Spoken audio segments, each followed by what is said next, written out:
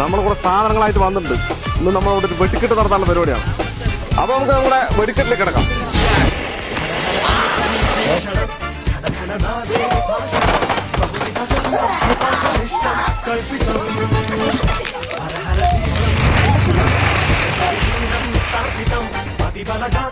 सूक्ष्मनेत्रं सत्ययुक्तं सर्वदा सुसंगत